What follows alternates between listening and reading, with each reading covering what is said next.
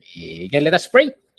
Lord, maraming salamat sa gabing ito. Maraming salamat, Lord, sa mga accomplishments sa araw na naman na ito, Lord. And maraming salamat sa kalakasan pa rin, Lord, hanggang sa oras na ito. I-bless ninyo ang pagpapatuloy ng aming lesson, Lord, sa pag-aaral ng crafting of sermon, particularly, Lord, sa textual. Use this, Lord, to enhance our capability to understand your word and to communicate your word clearer, Lord, and better sa ibang tao. We pray, Holy Spirit, that you will enhance our skills sa pamamagitan ng review na ito, and you bless each and everyone sa amin, kahit yung mga manonood sa recorded version. Maraming salamat. Itong iniling namin sa pangalan ni Jesus. Amen. So, last time, na-discuss natin yung medyo mahaba-haba yung natin. Isang session lang sana to, pero hindi kakayanin. Na-discuss natin last time na ang textual sermon is like parang jewel yan. Binubusisi mo yung isang text sa 1 to 3 texts. Tinitingnan mo ang bawat detalye at doon ka nagbibuild ng sermon. So, na-define natin last time, textual sermon na yung lahat ng halos sangkap ng sermon. The main theme, yung main division, lahat siya yung nagdidikta kung ano yung kalalabasan ng i-craft mo na sermon. So, sabi ko nga, kung sa topical sermon, hawak mo ang beat, ikaw ang may control ng gusto mong takbo ng sermon mo. Pero sa textual sermon, hindi. Yung text na pinili mo ang may hawak ng beat. So, ikaw ang huhulma sa kung paano yung sinasabi ng text. So ayan, na-discuss rin natin yung non-negotiable marks, text-driven text, text shape, structure, and limitado lang yung scope kasi nasa around 3 verses ka lang. So ayan, na-discuss rin natin last time yung historical development ng overview lang ng historical development ng textual. Nakita na natin ito noong palaman sa early church, yung mga sumunod sa mga apostle, makikita natin sa kanilang works, kina Origen, Chrysostom, nakita natin yung mga homilies na craft nila na nauumpisahan na nilang gamitin ang textual. Though, basically, ang ginagawa nila in honor of the apostles, talagang verse by verse, basa ng verse, explain, basa ng verse. Ganon dati yung karaniwan. Hanggang sa may mga verses na very rich talaga, yung tawag nila pregnant verse. Yung verse na yun, ini-encapsulate niya ang isang napakagandang doktrina or napakagandang isang pananaw. At it is worth breaking down yung 1 to 3 verses na yon. So, nakikita natin na itong mga itong mga second generation Christians, nagagawa na nila yon, ginagawa nila, may record sa mga homilis na sinusulat nila. Hanggang doon, kahit kay, ang laki ng influence ni Luther at Calvin sa atin. So, Calvin, in his attempt to fight the wrong doctrine of works, kasi yun yung namamayagpag noon na doctrine. They fought. Luther and Calvin are fighting itong theology ng Catholicism na through our works, sa mga indulgences natin, sa mga sakripisyo natin, yun yung namamayagpag . And in an attempt to correct those, they used itong structure ng textual. So mapapansin mo, si Calvin, he is a champion of this. So, yun yung karaniwan. Pag nagdi-debate tayo, napakalaki ng influence ni Calvin sa atin. Kasi from one verse, binubulat-lat niya yan. So yun yung ginagawa niyang strategy. So Calvin became a champion also dito. So, naging influential yun kahit sa thinking natin. Yun lang, may mga effects naman na hindi kaaya-aya, na from one verse nagpapatayan tayo na hindi natin tinitingnan yung kabuuang kino-communicate. Kasi may mga verses na ganun he argues regarding one thing, pero pag binasa mo sa larger scope, yung ina-argue sa isang verse, binabangga ng ibang bahagi ng the same book or the same chapter. So may mga, kaya nga sabi nat walang form ang perfect. But napakagandang tool ito. So ayan, and then lumipas yung Puritan age, yung itong mga ang emphasis naman is regarding being pure, being holiness. Sa kanila naman namayagpag sa kanila yung one verse sermon. Yung perspective na yung sabi ko last time parang may pagkakabalistic sila, kabalism. So yung kabalism na perspective, i-chat GPT nyo na lang kung ano yun, na bawat text inspired daw. Yun yung argument ng kabalism So ayan, itong Puritan breakdown nila na bawat word tinitingnan nila yung structure niya. So naging sobra naman itong itong Puritan perspective. Pero nung 18th to 19th century naglabasan yung mga great orators natin. For example, Jonathan Edwards, Charles Spurgeon. Charles Spurgeon, ang dami. Google mo, Charles Spurgeon, ang daming sermon. So, ayan, mga takbuhan ng kanyan na uubusan ng oras ng preparation. Pag nag-Google ka sa imposibleng walang lalabas na i-Google mo na Charles Spurgeon. Kasi napakaraming sermon nitong Charles Spurgeon. So, ayan, naging champion rin si Charles Spurgeon dito. So, ngayon, nasa panahon natin, 20th century, the end of the 19 hanggang sa panahon natin, nung pagpasok sa 21st century. Yung trends naman natin ngayon, parang kung anong pitfall sa nakaraan natin, binabanatan natin yun So, dahil nag-champion din na Spurgeon regarding sa textual, parang binabanatan ng generation ngayon na, oo, ang ganda ng sermon mo. Pero in the bigger scope, parang hindi mo na-encapsulate lahat. Kaya bumabalik tayo sa first generation, pagkatapos ng mga apostle na verse by verse, context, laging yung naririnig yung term na context, yun lagi yung sinasabi ngayon. So, yan yung pupunta naman doon. Busisi ng binubusisi. So, ayan. Ang textual, yun yung pinag-aralan natin nung last time. And then pupunta na tayo dito sa strength and weaknesses of textual sermon. So, ang tinitingnan lang natin yung structure. So, walang sermon form ang masasabi nating perfect. So, pag sinabi mong perfect, tapos na yan. So, ang sabi nga natin, ang homiletics is an art. So, pwedeng perfect yung art mo, pero in your eyes yan. Sabi nga nila, kung beauty is in the eyes of the beholder, so siguro, perfection is in the eyes of the beholder. Ang ganda ng sermon mo. Sermon mo yan so, yan. So, pero ang sermon, forms lang yung mga yan. So, kailangan ng wisdom sa paggamit ng, kailan magandang gamitin ang form na ito.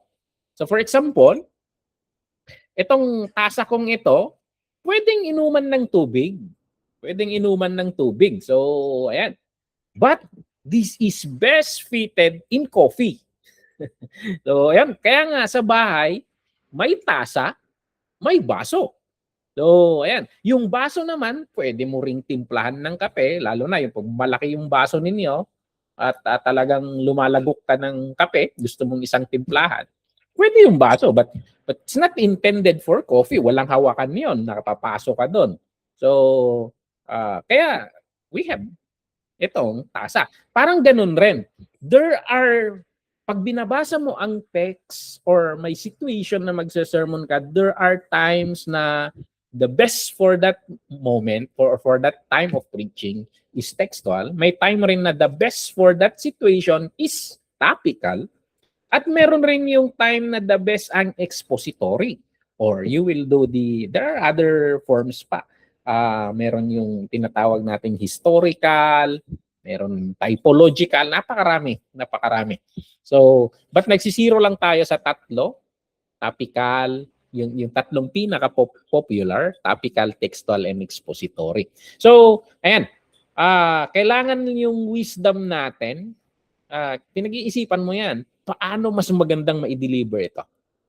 So kailang mas magandang mag-fit ito. So, itong textual, may mga strengths siya. May mga strengths siya, advantages, and may mga weaknesses rin ito. So, itong textual, yung intense, ang isang strength niya is intense focus on the very words of God. Kapag nagpre-preach ka, nagtutuon ka sa isang verse, dalawa or tatlo, at talagang binubusisi mo yan ng around, maybe sabihin na natin 30 minutes to 45 minutes, that is the ideal time for preaching. So, indirectly, na parang nauunawaan or natututunan ng congregation, ng pinapastor mong congregation, na indirectly na ituturo mo sa kanila na kailangan pagtuunan, kailangan yung close attention pala sa mga very words ng scripture. Kasi minsan ang mga congregation natin, they just reading without comprehension, reading without understanding. Ang goal lang mabasa nila yung Bible cover to cover in the whole year. Pagkatapos ng 1 year, natapos nga nila, wala namang comprehension. Pero in the textual form of preaching, parang indirectly na ituturo mo sa kanila na maganda palang mag-slow down. Magandang mag-slow down. So ayan, parang pag nagpe-preach ka, tingnan nyo itong verb na ito. Anong emphasis nito? Tingnan mo itong preposition na ito. So, tingnan nyo, anong ibig sabihin nito? So parang natitrain yung mga members natin, natitrain yung mga members natin to read deeper sa Bible. So hindi lang sila nag-i-skim. So ayan, yan yung isang strength ng textual. Okay? Yung pangalawang strength yung memorable structure. Kasi sabi nga natin sa textual, yung text mismo ang nagbibigay ng outline. Yun yung nagdidikta. Kung ano yung unang sinasabi niya, most likely yun yung unang punto mo. So, kung ano yung natural flow ng text na pinili mo, yun rin yung natural flow or yung sunod-sunod na point ng sermon mo. So, dahil minimirror ng form ng sermon, itong textual sermon, yung text, yung mismong language ng text, talagang natatatak sa isip ng mga nag-i-stick yung message sa utak nila. So kahit dumaan ang isang linggo or ilang buwan, pag nagkataon na magbabasa sila ulit ng text at nabasa nila, daanan nila yung text yun, maaalala nila yung sermon mo. Kasi nag-stick yun. Alam nila yung, in-explain ni pastor namin ito. Ganito yung breakdown, kumakapit talaga sa isip nila. So ayan, natatandaan nila yung verse, natatandaan rin nila yung skeleton ng sermon mo. Ang dali ring i-outline or ang dali ring i-take note. Ibig sabihin, i-take note ng members natin. So ayan, for example, nag-sermon ka sa Isaiah 53 verse 5. And pag uwi nila, kahit nga ang tinake note lang nila, Isaiah 53 verse 5, pag buklat nila, whole package yun. Maaalala nila yon. So, yung memorable structure. So, ayan. Nung mga bata-bata pa tayo, may trend nun na bibili ka ng Bible. Tapos, padumihan ng Bible. So, pag sabi kasi nila, pag mas marami raw kulay-kulay yung Bible mo, pag lumalabas na mas Bible reader ka. So, most likely, pag may nagsermon, kahit wala namang tama sa'yo yung text na yon, ginuguhitan mo. So, sinong ganon dito sa inyo? Kahit hindi naman nagre-rema yung text sa'yo, ginuguhitan mo. Guilty, Your Honor. So, ganon minsan yung Ayun, pag naboboring minsan, you get the tissue and wiping. So, minsan, pag walang ginagawa, kaya pag naboboring minsan sa Bible school, ayan, nagguguhit sa Bible. Naging coloring book yung Bible. So, ayan. Ngayon, wala. Mas nasanay na ako sa e-Bible. Kaya sa akin, pag nagbe-preach ako sa church, kahit sa pagbabasa, nasanay ako sa electronic eh. Nasanay ako sa electronic kasi gusto ko yung font na namamanipulate ko yung font, yung text, nalalagay ko na rin yung pandon. And pag na-save ko sa cellphone ko, pag nagbukas ako ng laptop, nandun rin. Pag may sermon akong in-structure sa verse na yon, kahit saan ako pumunta, dala-dala ko yung notes na yon. So, actually, ang gamit na lang sa akin ng codex, yung physical Bible, dinadala ko lang sa pulpit yon.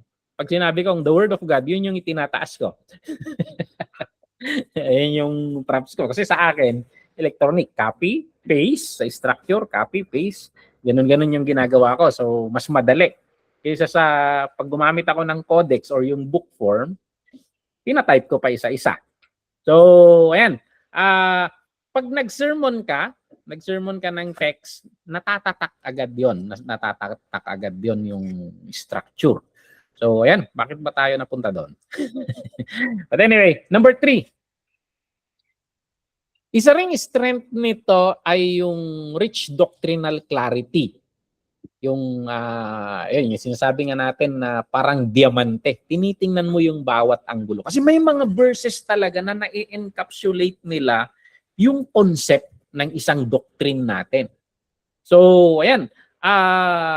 For example, yung Romans 5:1. Yung Romans 5:1 ang ganda niya talagang nakukuha mo yung punto ng doctrine of justification. So from that, mag-i-stick ka sa Romans 5 verse 1 and then doon ka naman gagaling to explain the concept. So ayan, ma-explain mo from one verse. Or sa Ephesians 1:7, the concept of redemption. So isang verse lang siya pero na-encapsulate niya. So ayan, ang ganda. So yung full sermon na gagawin mo, for example, dun sa concept of redemption or concept of justification, ina-establish yung foundation ng truth na sa verse na yon na hindi kaya ng napakahabang verse na nasa una. Kasi most likely, especially itong mga concept na ito, Paul established so many chapters pero nasasummarize ng several verses or one verse yung isang concept. So yan, rich doctrinal clarity. Mapansin nyo yan, pag nagdi-debate kayo, naglalabasan kayo ng versikulo. Most likely na mga verse na nilalabas ninyo na i-encapsulate nila ang mga several concepts. Okay? So ayan, yun yung kagandahan ng textual. So bukod doon, yung flexibility and integration. Pag textual kasi yung gamit mo, ibibigay ng textual yung sabihin na natin division mo. First division, second division, third division. Sabihin natin 3 points. Pero free ka pa rin, itong form ng sermon na ito, free ka pa rin na magkuha sa ibang bahagi ng Bible ng supporting verses mo doon. Okay? So, basically, pag i-explain mo na yung bawat point na ibinibigay ng division na makukuha mo sa text, basically, parang nagsesermon ka rin ng topical. Kaso yung topic na yun na ina-explain mo, ibinigay ng text na pinili mo. And you can get from other part of the scriptures to support yung bagay na yun. So, ayan. So, yan yung kagandaan na flexible rin itong textual. So, basically, hindi pure textual yan. Pag pumupunta ka sa main division mo, topical na yon. Ibinigay lang kasi ng text yung topic na i-discuss mo. Pero nagsosolicit ka na mula sa iba't ibang bahagi ng mismong book or mismong book or yung Bible ng supporting verse mo doon. So basically hybrid pa rin siya. Basically hybrid. So yan, flexible and na-integrate mo. So, and hindi mo na-distort yung flow lang, dinidikta lang ng text na napili mo, yung flow ng discussion mo. So, ayan, very ideal ito sa mga thematic teaching. For example, nung Sunday, Mother's Day. So,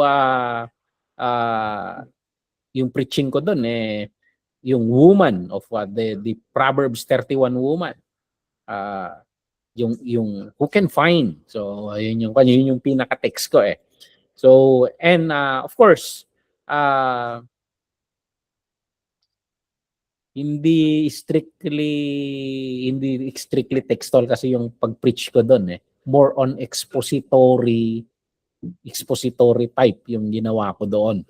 So ayan, topical, ayan, hybrid na. Topical siya kasi pang Mother's Day hindi siya textual. Nasa expository siya kasi buong chapter 31 yung dinidiscuss ko And the explanation ko is buong Proverbs. So, ayan.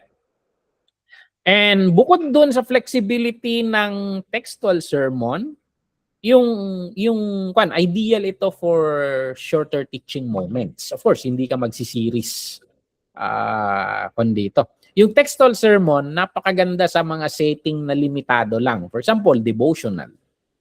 So sa akin kanina, prayer meeting namin sa church, I shared on the Psalms 142. Medyo mahaba yon. But sinundan ko yung dinidikta na point nung text na yon. So, ayan, simpleng exhortation. Magagamit mo itong textual. Napakagandang gamitin. So, hindi mo kailangang mag-in-depth, but simpleng browsing. So, sa akin kanina, in 15 minutes, I was able to explain 142. So, yun text na ang nagdidikta ng flow ko. Okay? Bukod sa kagandahan nito, yung mga strengths nito, meron din naman ang weaknesses ng mga itong sermon na ito. So, una, yung danger ng ignoring yung context. Ito mismo, maraming ganito ang napapansin ko kinuha yung isang text, ang ganda ng explanation. Ang ganda ng explanation kasi sinusundan mo yung text Pero yung way ng pag-explain mo, nilalabanan niya yung argument na sinasabi nung nagsulat. So ibig sabihin, ignorant ka sa context, kinuha mo lang yung magkakasunod. Hindi yun yung punto ng nagsulat.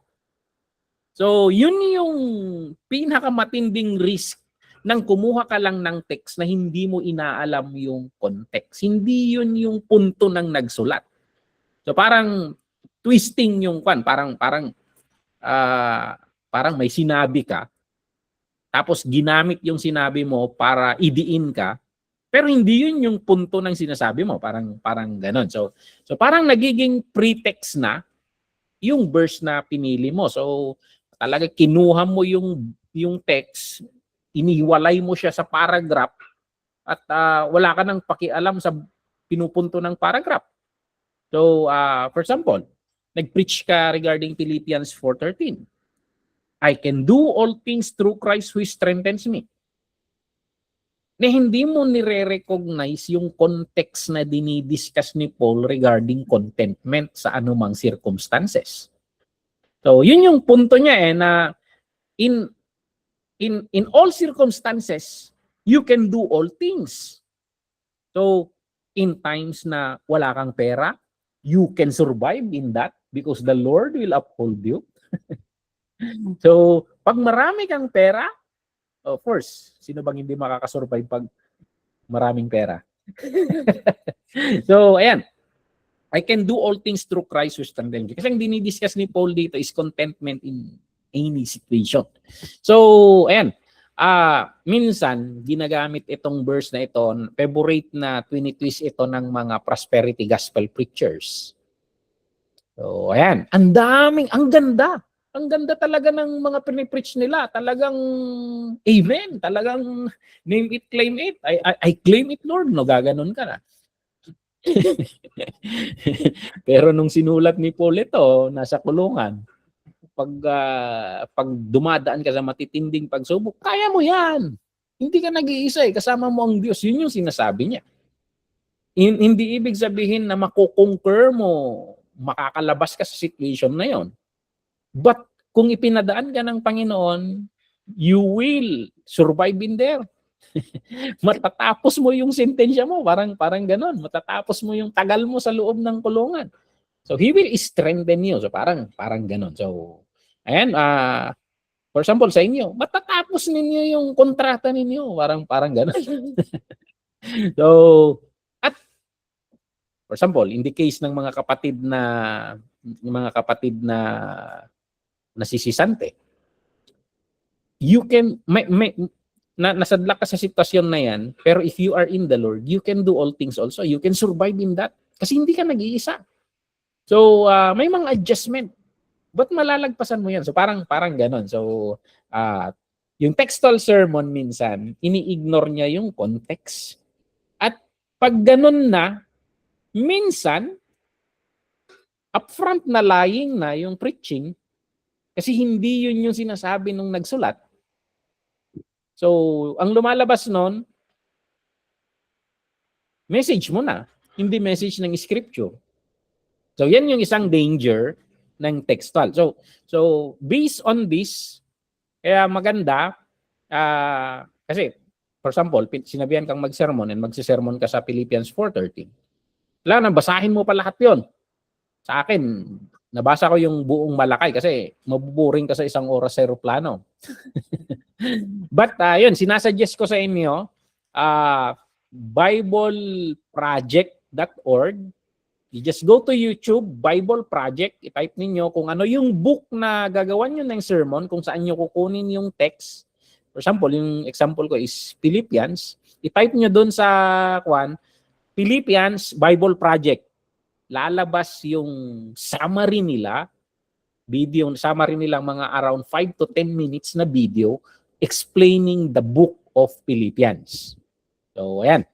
So, pag napanood mo yung video na yon, build a sermon in alignment to that context. So, yan. Tinuturo ko na sa inyo mga techniques ko, Kasi sa amin nun, pinapaupo kami ng teacher. Basahin nyo ang buong Philippians bago ninyo umpisahan. But sa ngayon, ang dami. That's the job of teachers. That's the job of scholars. Ang mga scholars, they sit down, they research, they write books, they make videos para yung mga pastors na busy caring for the welfare of the walang oras na umupo para magbukmok doon sa pag-i-study. Tinapos na ng mga scholar yun to help them in their sermon preparation. So you just go there and then bakit Bible Project yung sinasabi ko? Reliable sila. So they are evangelicals and so far sa lahat ng kwan ko naaayon sa pananaw natin yung mga kwan. So yan, you mark that you, I think Bible Project. So kung ano yung book na i-research mo, for example, Isaiah, Bible Project Isaiah. Ganun mo, lalabas sa YouTube yan. And I hope it will make your sermon preparation easier and more accurate. Okay? So, ayan. Bukod doon, ayan, number 2, force division. Artificial or force division. So, meron yung mga text na dalawa lang yung punto. Dalawa lang yung punto na sinasabi. Pero parang nakukulangan ka. Pinipilit mo ngayon na i-break yung isang text kahit hindi siya natural sa division na yon. So, minsan nagiging weakness rin nito. So, imagine, magdi-deliver ako ng 7-point sermon based sa text dito na binubuo ng 6 na words. Paano ka nakagawa ng 7-point sermon sa 6 na words na text? Parang ganon. Talagang na-mutilate mo na yung text. So, ayan. So, yun lang, ang weakness nito ng textual. Minsan, tayong mga preacher, na-i-impose natin yung sarili nating logic at nakakaligtaan natin yung real emphasis ng author. So, ayan. So, take note, tayong mga preachers, tayo ay spokesperson. May ibig sabihin nun. Basically, ang nagsasalita sa congregation natin ay yung mga writers na in-inspired ng Panginoon. Ang ginagawa sana natin, we try to understand the revelation that they received. And tayo ngayon ang nagpaparating ng ibig sabihin nun sa mga congregation natin. So, mga tagapagsalita lang tayo. So, ayan. So, give justice to the inspired author. So, ayan. So, pagkuan ka, ito ba yung punto? Ito ba yung gusto niyang iparating? So, ayan, wag mong i-force sa sarili mong logic, sa sarili mong division. So, ayan, it will make us easier. Kasi pag ganun ang pagpipreach ninyo at may bumatikos sa'yo, ay, awayin mo si Pablo, siya nagsabi niyan. Tingnan mo naman yung explanation ko, sinundan ko lang yung magkakasunod. At itong magkakasunod na ito, tingnan mo yung sinasabi niya sa buong chapter at buong libro niya. It's in alignment. Siya yung nagsasabi niyan. Awayin mo siya, wag ako. So, nagiging mas confident ka sa mga emphasis mo. Okay? So, yan yung pangalawa. Force division. Ang weakness minsan ng pinipilit na Pangatlo is shallow potential ng shallow exegesis. Ano tong exegesis na sinasabi natin? Exegesis is ano yung eisegesis versus exegesis? Eisegesis kasi ano yung pagkaunawa mo? Yung exegesis is ano yung sinasabi niya? So, ano yung sinasabi ng author?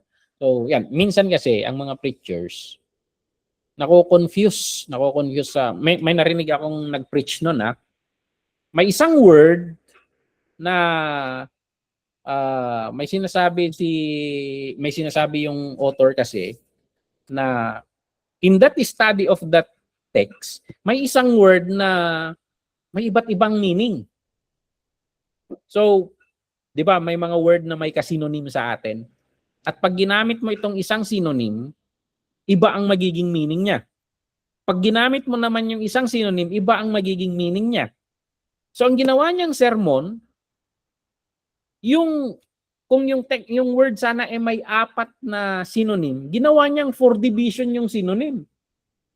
In the end, saan sa 4 na synonym na yon yung punto ng author? So, buti sana kung yun yung conclusion mo. Ito yung ibig niyang sabihin. Hindi. Ginawa niyang 4 points, pero alangan naman na 4 ang ibig sabihin nung hindi ganon. So, ayan. Shallow exegesis. Kasi yung exegesis, yung napagkaunawa mo. Yung pagkaunawa mo, yung pinipreach mo. So, nangyayari dito. Ba't ang daming tumutunog-tunog? So, ayan. Shallow exegesis. Yung definition, hindi yun yung may paparating. Hindi siya nakaka-create ng alam nyo, ang i-inspire ng Panginoon na salita niya, yung original. Ito, observation ko Pag you are delivering, pag nagdi-deliver ka ng message na talagang yun yung ibig niyang sabihin. Yun yung napapansin ko na kakaiba yung anointing pag nagdi-deliver ako nun ng message na yun. Ini-inspire ng Panginoon yung meaning na ikino-communicate. For example, I preach on the gift of the Holy Spirit sa Galatians na nagkaroon ako ng expository study doon. At yung gift ay hindi yung ang gift ay yung Holy Spirit mismo. Yung gift ay yung Holy Spirit mismo. So I really feel the anointing nung pinipreach ko yon. So ayan, what is the point ng nagsulat? Potential shallow exegesis, yan yung kasi tatlong verse lang naman yung binasa mo. So ayan. So pang-apat, fragment preaching. Fragmented Bible study. So anong ibig sabihin nito? So ayan, pag lagi kang nagpe-preach ng textual, ang nangyayari parang random yung message mo. Random na disconnected message. So, iba yung sermon mo ngayon, iba na naman sa Sunday, random siya. Walang, hindi for example, sa church na ina-attenan ko doon sa Manila noon, sa Cathedral of Praise, meron yung Romance Month. Pag Romance Month, romance hindi romance. Pag hindi February. Pag Romance Month, ibig sabihin, nakaseries yung church on the Word of God in the Book of Romans. Parang ganon. And karamihan ng church sa atin ngayon, random disconnected message. So, ang ginagawa ko, dahil randomly nga nangyayari sa church, ang ginagawa ko, for example, noong Sunday, topical ako regarding sa motherhood. But actually, it's a book study on the Book of Proverbs. Kasi yung woman on the end of the Book of Proverbs is actually a person na nagsabuhay ng wisdom. So nakikita yung wisdom sa bawat kilos niya. So sa una, yung wisdom na sinasabi niya personified, pero pag isinabuhay mo na yung Proverbs, magiging ikaw yung Proverbs woman. So parang ganon. So it's a book study. So hindi pag nagte-textual ako, dinidiscuss ko pa rin. Ito yung style ko Pag nagse-sermon ako, pag 45 minutes sana yung sermon ko, halos 30 minutes ako sa introduction. Kasi ina-explain ko yung context sa introduction. And then konti na lang yung punto ko pagdating sa kwan. Tigpa 5 minutes na lang yung main points ko. Kasi makukuha nila yung punto ko pag naunawaan nila yung context kung saan nanggagaling yung i-explain ko. So ayan. Pag fragmented preaching ka na nag-stick ka lang sa 3 verse na yon na hindi mo diniscuss yung kabuuan, ayan. Fragmented talaga. Parang random lang na pinupulot-pulot. Parang kang kumakain ng street food. Pumulot ka ng isang fishball. Pumulot ka ng isang kwek-kwek. Pumulot ka ng isang... Parang ganun ang nangyayari. Hindi yan full meal. Hindi yan full meal. So, ayan. Tingnan natin. Baka puro junk food ang mga membro natin. So, that is one weakness naman pag lagi kang textual sermon. Ayun. Ano na yung nakukuhang kwan? Mahehe pa sila niyan. Okay. So, ayan. Panglima. Yung the possibility na magiging yung preaching mo lalabas yung subjectivity mo. Naghahanap ka ng yung mga punto mo, imagination mo lang. Kasi yun yung lumalabas sa nakikita mo sa verse na yon. So hindi mo hinahanap yung talagang punto nung nagsulat. So imagination mo na lang yung interpretation mo dun sa text na yon. So yan, possible yon. So maganda siguro na anong magandang next subject natin, Pastor. Katapos nito, hermeneutics. I think yun din hermeneutics. Mag-hermeneutics tayo. Kasi napakahalaga nito. Napakahalaga ito. Tandaan natin, tagapagsalita lang tayo. Hindi tayo yung may hawak. Hindi tayo yung may dala ng mensahe. Mensahero lang tayo. Tagapagbigkas lang tayo ng mensahe. So yung mga writers, hawak nila ang beat. Okay? Yung mga writers ang may hawak ng beat. And sana we give the justice na tagapagsalita tayo. Tagapagsalita tayo ng sinasabi nila. Okay? So that is yung weaknesses ng textual. Kakayanin pa ba? May mga pros and cons itong textual sermon sa ministry. So, kanina, strengths and weaknesses. Tingnan natin yung pros and cons niya. So, sa inyo ba, pag gumagawa kayo ng sermon, ini-strategize ninyo? I think how do you do it? Depende sa leading ng Holy Spirit ba? Or ini-strategize niyo yung magkakasunod na sermon ninyo? I think sa Hong Kong, dinivide ninyo yung kwan. Tig 4 months ata kayo, yung mga pastoras natin dyan. Tig 4 months ata kayo na magbe-preach for 8-12. So, how would you disciple the church in 4 months? For example, si Pastora Eva. So, or iisipin mo na lang yung ipipreach mo sa kwan, Saturday night. Kasi pag-iisipan mo rin For example, sa CWC, what we did is, kung ano yung tema namin sa anniversary, that is the running theme kung saan namin ipapadaan yung meditation namin for the whole year. So, ayan. Kaya yung tema this year is building on God's blueprint. So, from that perspective lagi pag nagpe-preach ako. So, for example, the blueprint of God for a mother, a woman, is the woman described in Proverbs 31. The blueprint. Now, titingnan natin yung sarili natin, and that Proverbs 31, the message na idinideliver ko noong Sunday, it's not intended to judge yung mga woman in the church. It is a call to reflect. Am I building myself according to the blueprint na binigay ng Panginoon? So, ayan. So, the message is an invitation to reflect, review what we are building. Is it based? So, parang ganon. So, kahit random yung message ko, it is running on the same perspective. Napakadali. Parang dumali yung crafting ko ng sermon nung ganon.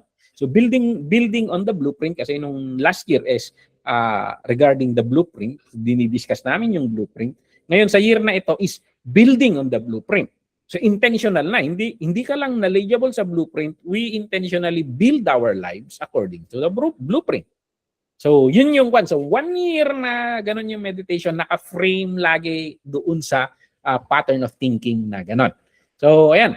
So, I don't know kung paano ninyo ini-structure yung sermon nyo to disciple the congregation. So, ayan, pros, quick impact, 1 verse, 1 life, changing truth.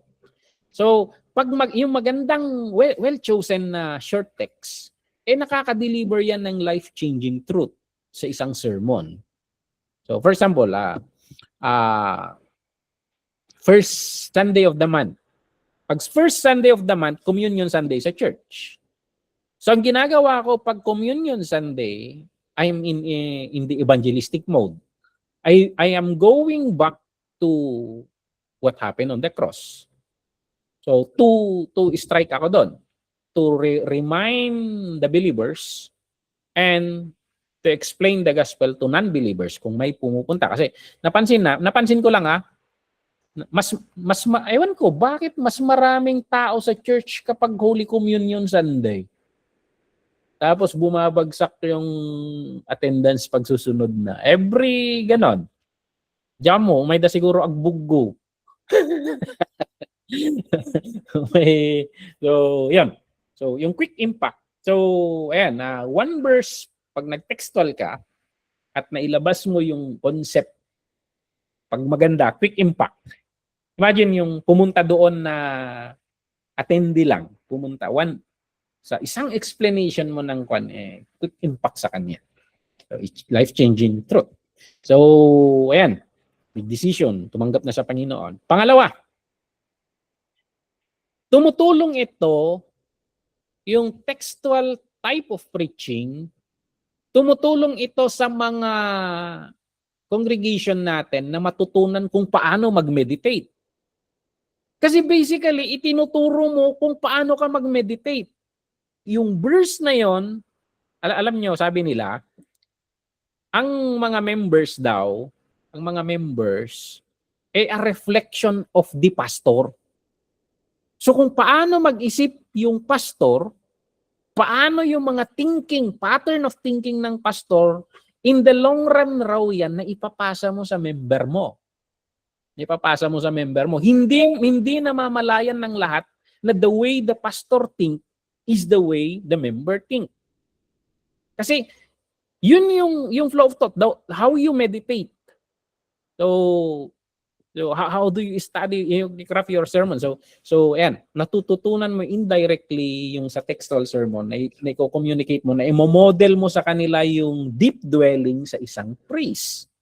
Na ituturo mo sa congregation mo kung paano mag-meditate sa isang binabasang text. Hindi reading without understanding.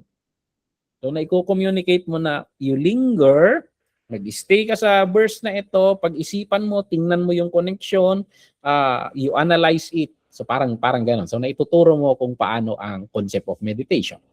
So pwede nilang sabihin, kung yung pastor ko nakaka-spend ng 30 minutes sa isang verse, kaya ko siguro mag-spend ng 5 minutes sa verse na ito.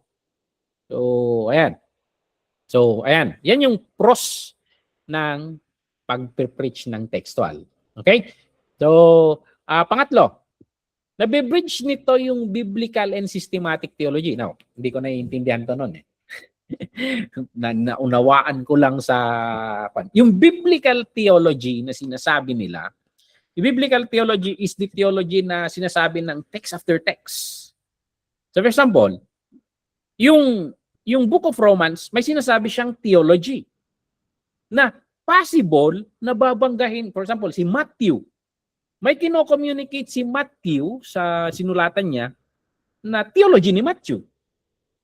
Na most likely, may sinasabi rin si John na baka most likely magkasalungat sila ng pananaw ni Matthew.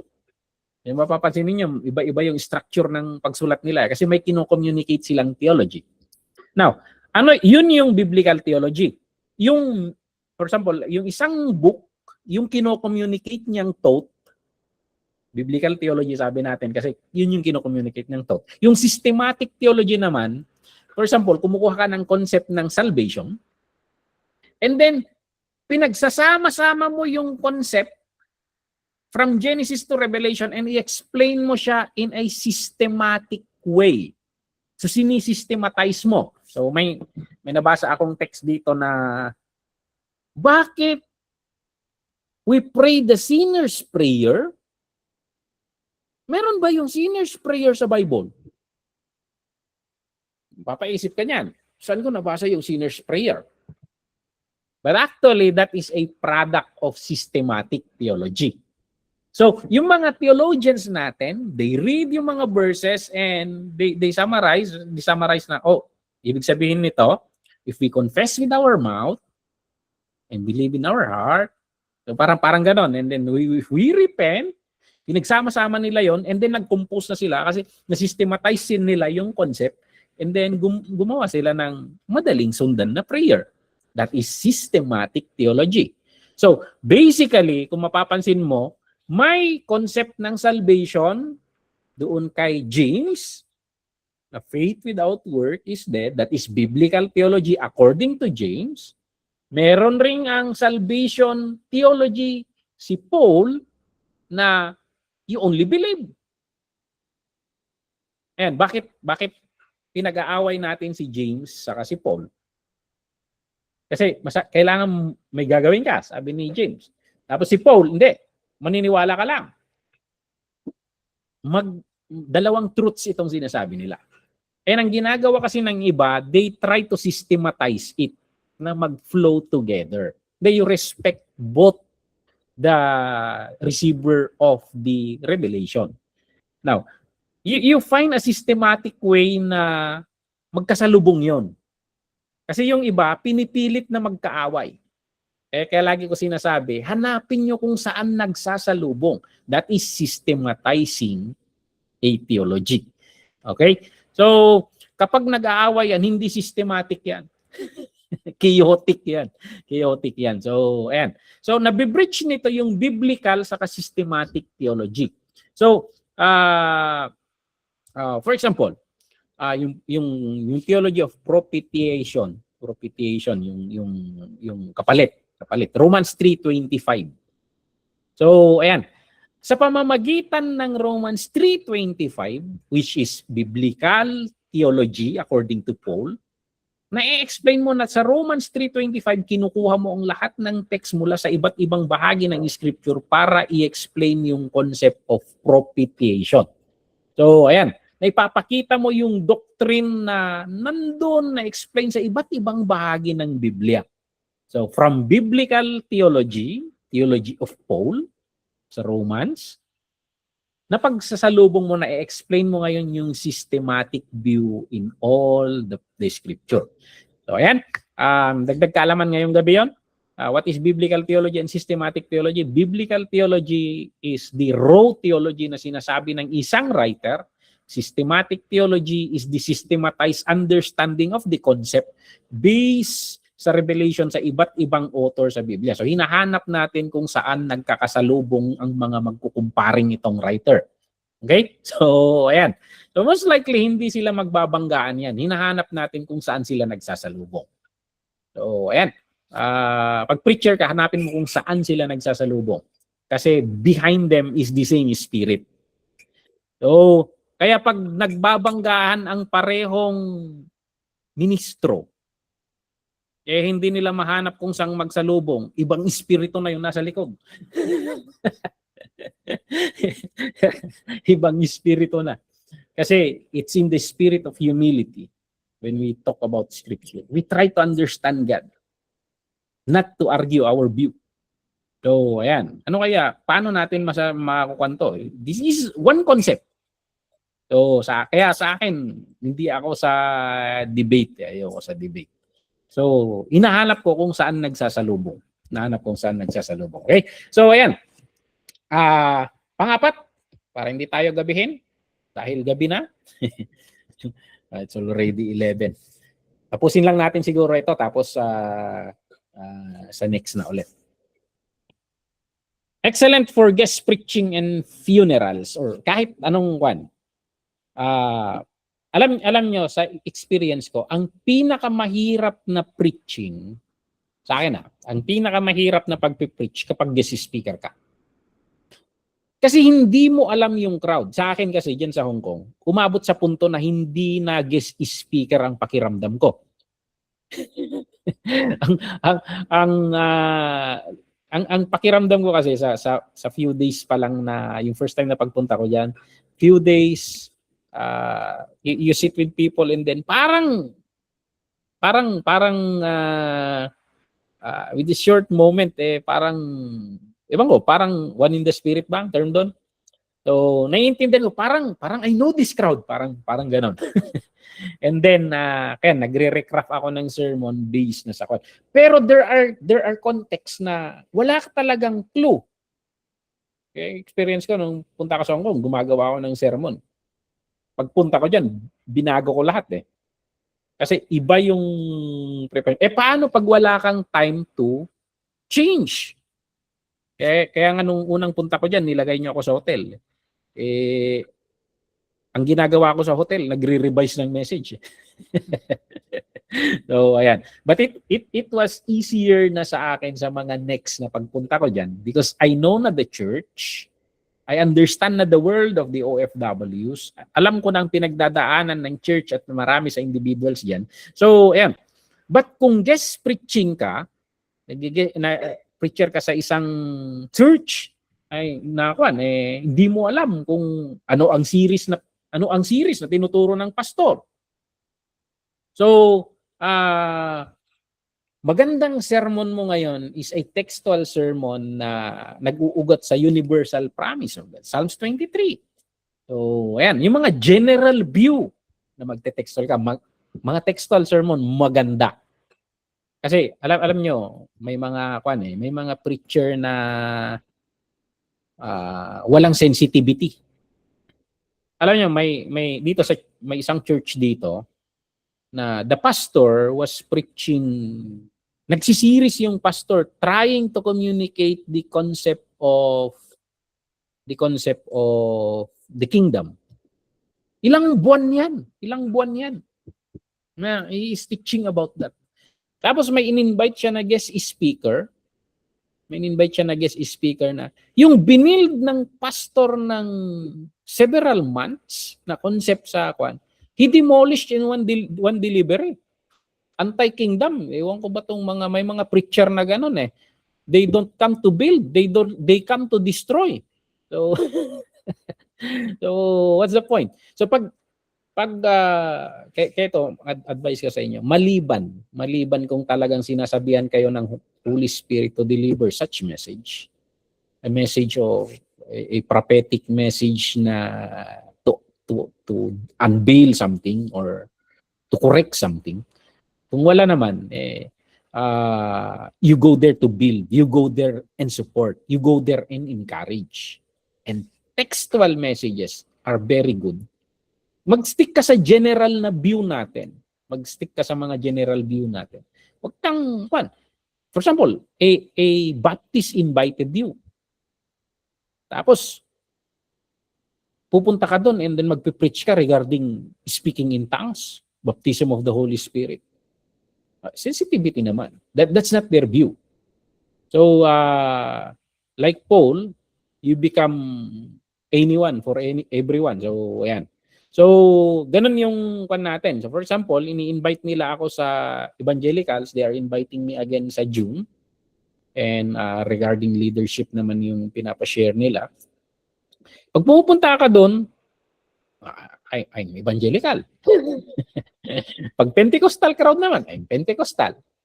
Pag nag-preach ako sa patay na generally Catholic yung crowd, I become a Catholic. The point is to bring a message. So, what is the general message of salvation?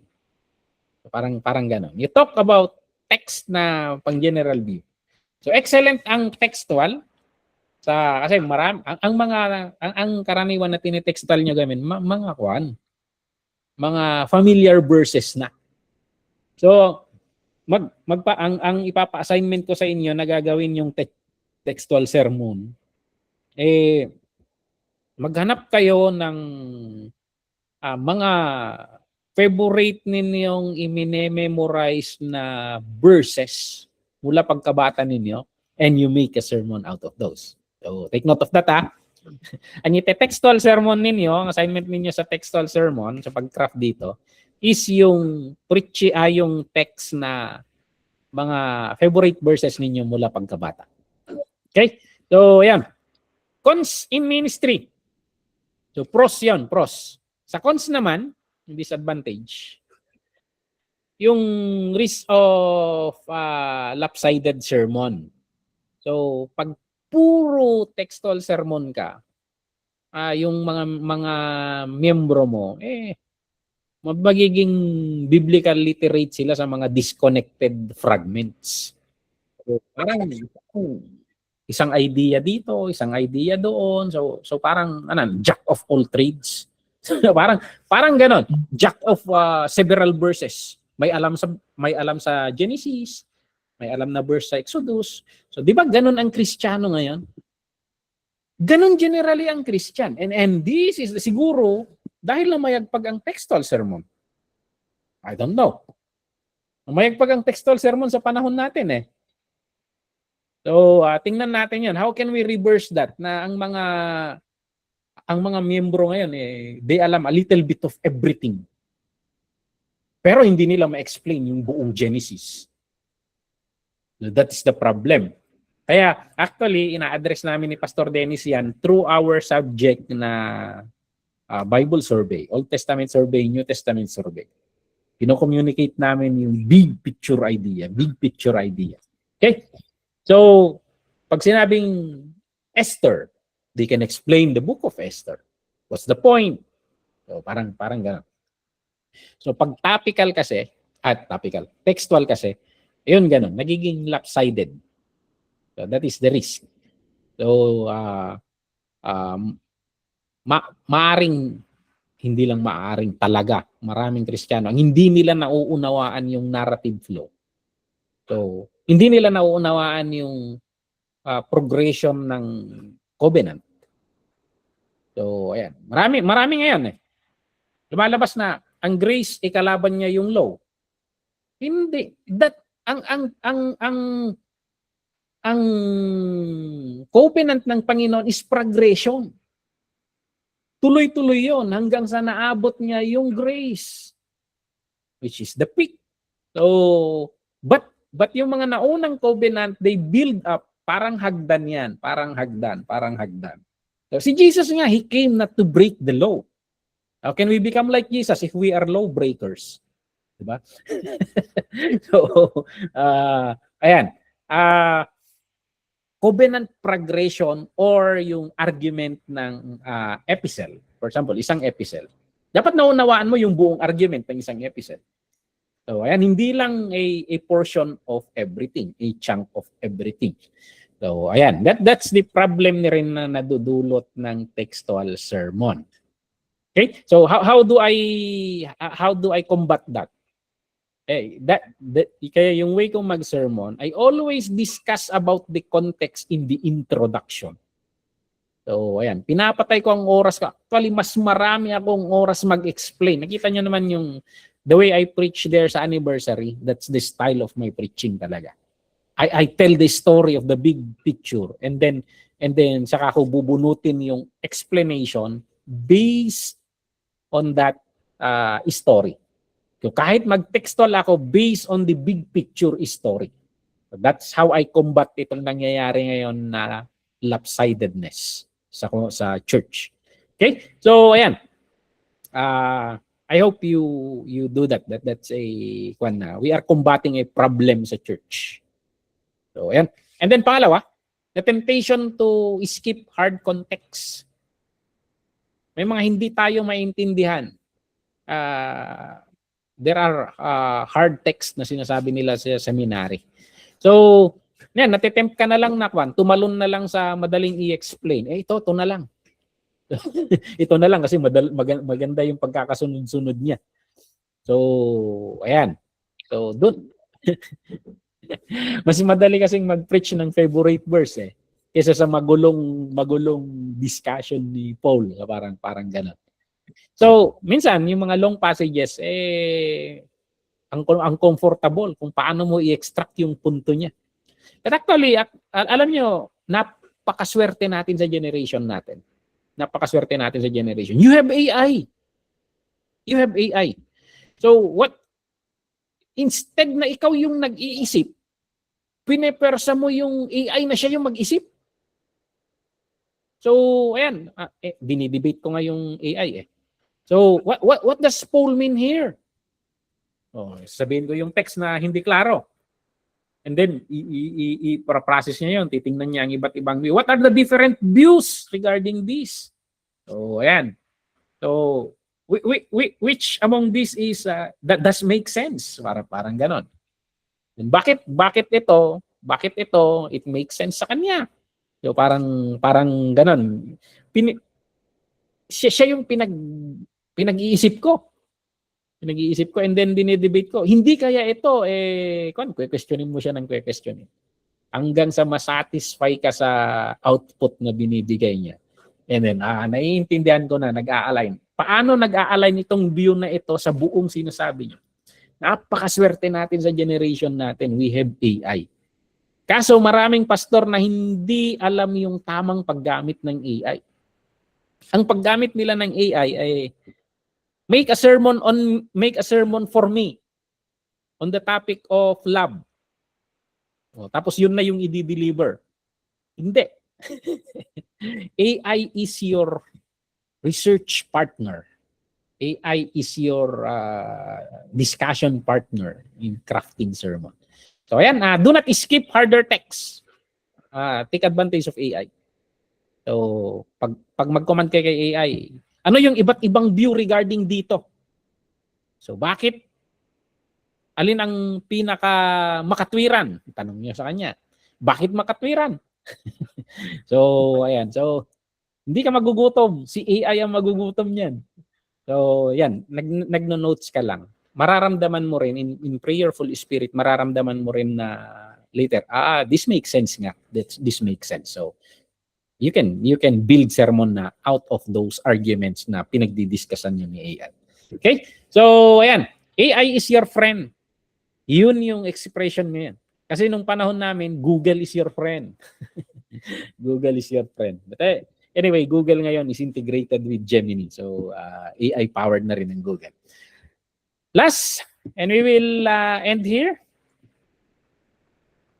Isang cons sa ministry. Isang cons sa ministry ng top textual sermon.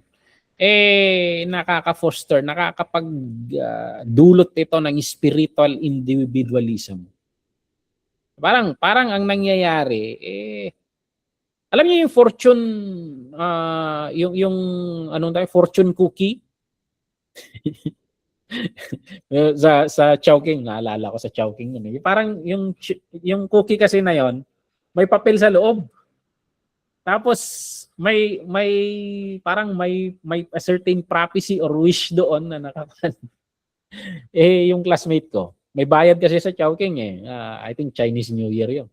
Magbibigay ka, nagdadagdag ng 5 piso and may makakakuha ka ng fortune cookie. Kinuha, kinain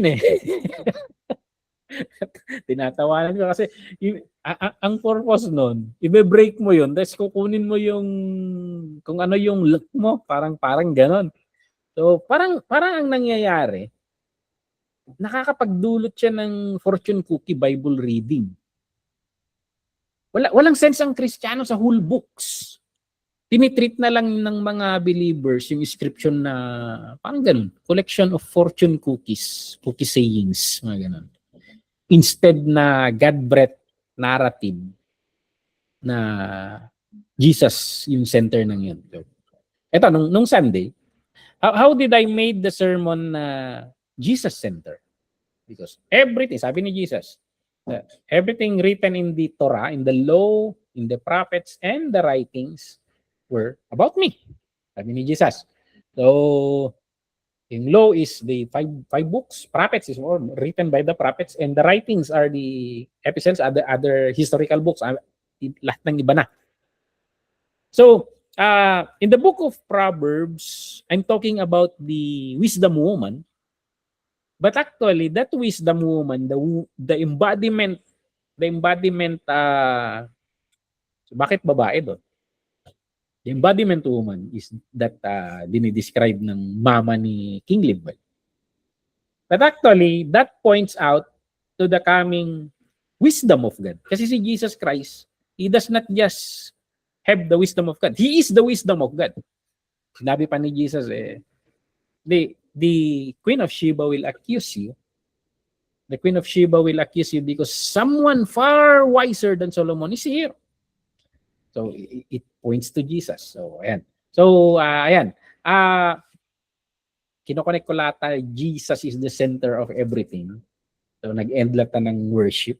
Ng worship yung message.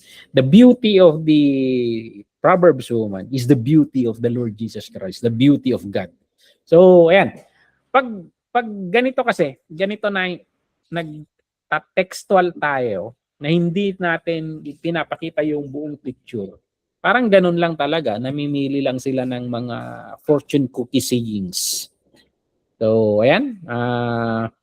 That is the disadvantage ng may magandang dulot, pero may indirect rin na nagagawa natin. So, sa pagpe-preach natin, bago-baguhin natin. Mag-topical ka, mag-textual ka, and most of the time sana expository ka. And by the end of our course, tuturo ko sa inyo na kapag nagtatopical ka, make sure that it is a topical expository. Kapag nagte-textual ka, make sure that it is textual expository. So, it's just a form. It's just a form. But lahat sana ng message natin is expository. Kasi ina-address natin itong mga problem na sa church natin. So, problem ng mga Christians na naghahanap ng fortune cookies. Okay? So, yan yung dahil it's already 11:30. we will end here. And next time, next meeting, dito naman tayo sa the right tool for the right time. So, kailan yung decision na gagamitin natin? Kailan huwag gamitin? Then, pupunta na tayo doon sa paano tayo, mga tips ng pag-craft ng sermon. Okay? So, may question? Question kayo regarding dito sa textual? It is a very good tool, but be aware sa mga pros and cons niya. And aware sana tayo doon pag sa mga danger ng sobrang paggamit. Lahat ng sobra, masama. So, ayan. So, walang question? So, kung wala, we will end here. And I hope I can check your assignments. You can check your assignments before Sunday. Hindi pa ako nagkakaroon ng oras. Sige, let us pray. Lord, maraming salamat sa lesson namin ngayong gabi. And I pray, Lord, na may it became a eye-opener sa amin, Lord, na hindi lahat ng maganda ay mabuti. At hindi lahat ng mabuti mabuti pag palagi. Lord, diniling namin, Lord, na tulungan mo kami, give us wisdom in discipling your people, in guiding them into all truths, in teaching them all the commandments that you have given in the scripture. Lord, itong mga pinag-aralan namin, gamitin mo, Lord, na precaution sa amin, knowledge sa amin, wisdom sa amin, Lord, sa aming mga gawain na we are not just sharing mere verses sa mga tao, Lord. We are communicating your thoughts sa kanila. And these thoughts transforms. So, ang goal, Lord, ng mga salita mo is not to inform, it's not merely to inform, but to transform. So, Lord, i-bless mo ang bawat isa sa amin. At kahit sa pamamahinga namin ngayong gabi, Lord, ibalik mo ang mga kalakasang nawala sa amin. At paggising namin sa umaga, bigyan mo kami, Lord, ulit ng lakas, sigla para sa mga gawain na naman. Bless mong bawat isa sa amin, Lord. At kahit, Lord, sa mga meditation namin, magbigay ka ng mga idea ng ika-craft naming sermon na something that will, hindi lang siya requirements, O Lord, but something, Lord, na a discovery towards understanding you more. Lord, maraming salamat. I-bless mong bawat isa kahit yung mga wala sa amin at manunood lang sa recorded version. Maraming salamat. Itong hiniling namin sa pangalan ni Jesus. Amen. So, and good night. Amen. Thank you, Pastor. Thank you, Pastor. Thank you. God bless. Good night. Good night. Good night.